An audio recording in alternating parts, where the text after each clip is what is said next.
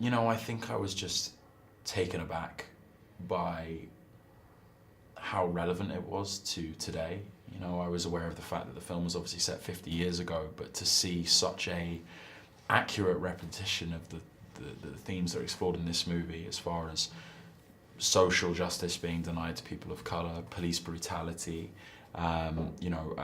systemic racism, to see those themes echoed in the present and the context in which I was reading it, it was disappointing and very saddening. But at the same time, it made me excited about the prospect of being part of a project that was making a relevant comment. As unfortunate as it is that it's relevant, it was nice to be part of a project that was seeking to do something about the issue. Yeah, I think no one wants to inhabit that psychology very, very long. It's an uncomfortable and pretty disturbing place to be.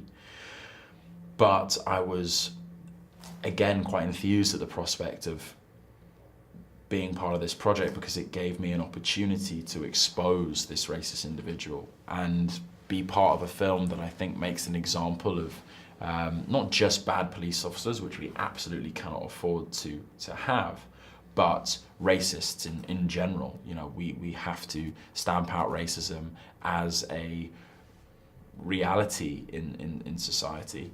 In terms of gaining an entryway into his psychology, I suppose that was made easier once I came to terms with the fact that a racist before anything else is just ignorant, is not aware of the facts, or if they are, they've turned an entirely blind eye to it, and they form their opinions, and their psychological perspective is built on lies and mistruths about people of color. So it was about embracing ignorance in order to portray the racism authentically, I think.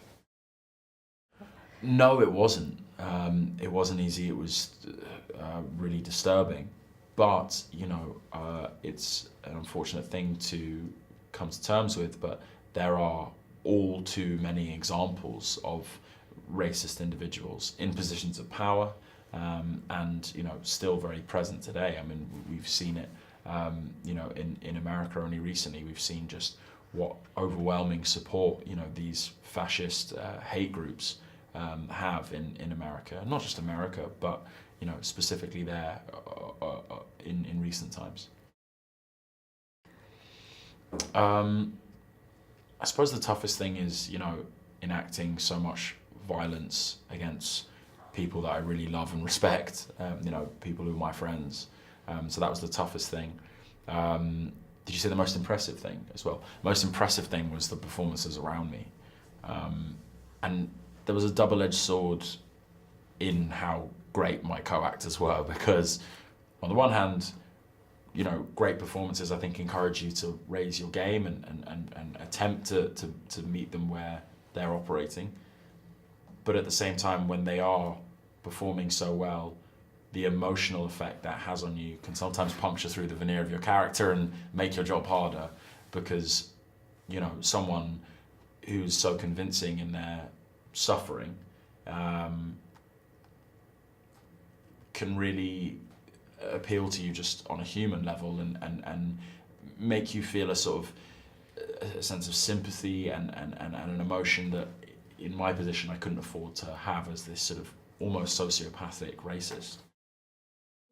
She was amazing, so supportive, just incredibly calm and composed when things were incredibly chaotic all around her. Catherine is kind of, I think, sort of operating at her best and most effective when things are chaotic, and that's what made her, I think, a sort of, perfect director for this, because the stakes were so high, the responsibility was so great, and the events were so charged that it really required someone who is really unshakable to oversee that, and she is unshakable.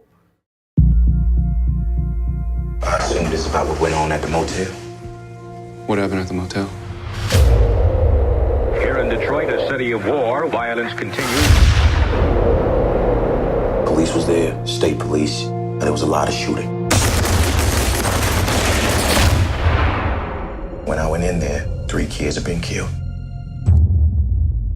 You don't talk about this to anyone ever. You understand? This city has problems, but change is coming. I told you what I saw. They're kids. What's the matter with you? This is Detroit. We don't bluff. I need you to survive the night.